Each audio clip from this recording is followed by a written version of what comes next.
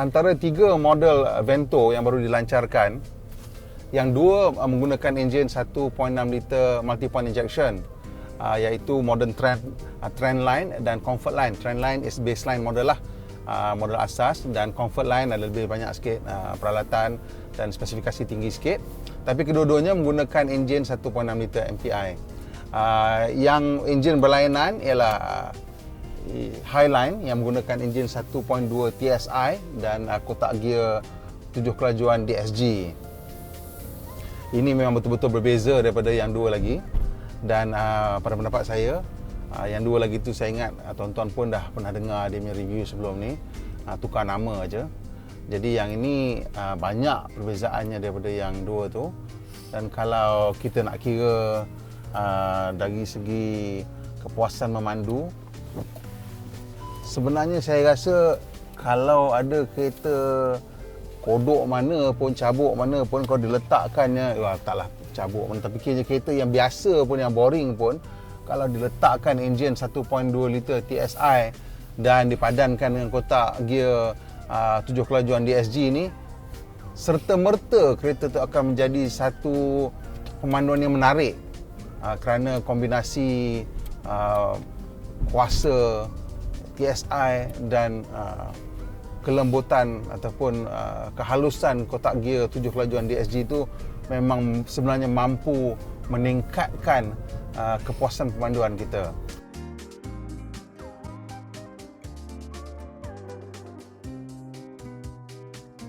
Dari segi teknikalnya, enjin ini menghasilkan 103 horsepower dan 175 Nm torque. Seperti mana enjin TSI yang lain, garisan torque-nya amat mendata. Hampir kesemua torque-nya boleh digunakan bermula dari 1800 RPM hinggalah ke 4500 RPM macam tu. Dan ini menghasilkan sedan yang sentiasa bertenaga dan sentiasa cergas pada apa saja kelajuan. Kalau dulu orang kata Volvo tu kereta kotak, sekarang cuba nak tengok Volkswagen Vento ni. Memanglah ianya sedan 3 kotak, tapi saya rasa interpretasi design Volkswagen begitu literal sekali. Semua garisannya lurus, tak ada yang organik, tapi somehow it works kerana itulah Volkswagen. Mungkin ada orang kata reka bentuk yang konvensional dan tradisional macam ni lebih tahan di mamah masa. Mungkin juga mereka betul. Tapi kalau anda mahukan kereta yang lebih bergaya, lebih trendy, mungkin ini untuk anda.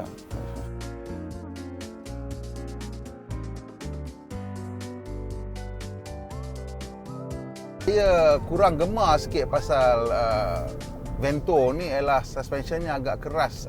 On the secondary ride tu memang agak keras.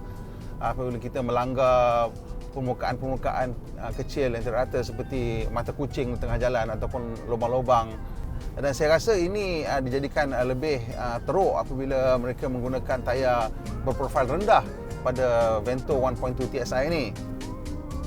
Mungkin ada yang akan mengatakan bahawa itu memberikan Vento rasa sporty, tapi sebenarnya jika kita alami tuning chassis yang dilakukan oleh Ford untuk Focus Sport contohnya, ataupun Peugeot untuk 308 THP, kedua-duanya walaupun Ford agak lebih keras daripada Peugeot, tapi ini masih lagi lebih lembut daripada kereta ini.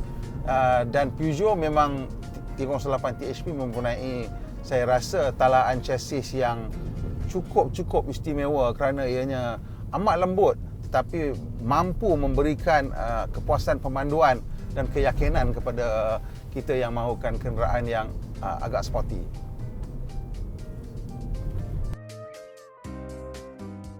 Pembuat kereta Jerman ni memang sukakan kabin yang berwarna hitam. Mungkin ianya lebih maskulin dan lebih juga mudah dijaga. Dan kabin Vento ni memang hampir kesemuanya berwarna hitam, daripada plastik, papan pemuka, pintu, kapet, kerusi, semuanya berwarna hitam.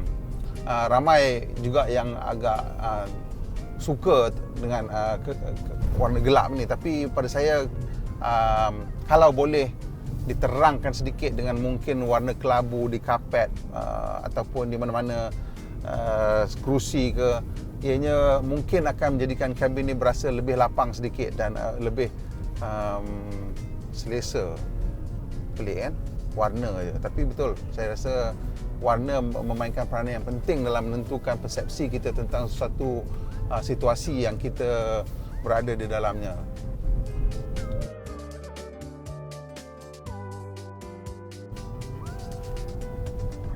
Jika kita memandu dengan 5 tempat duduk diisi dengan penumpang, diharapkan yang duduk di belakang itu bukanlah semua dewasa yang berbadan besar atau berbadan gempal kerana kabinnya agak sendat. Tapi sekiranya yang duduk di belakang itu adalah anak-anak, walaupun anak remaja, Vento boleh dikatakan begitu sesuai untuk keluarga yang mempunyai 3 orang anak. Kalau boleh, seorang tu kecil sikit. Khusus seat belakang tu sebenarnya untuk 2,5 orang lah. Setengah orang, mana ada setengah orang, tapi kiranya kanak-kanak yang berumur di bawah 12 tahun. Yang 2 lagi tu kalau remaja, cukup selesa.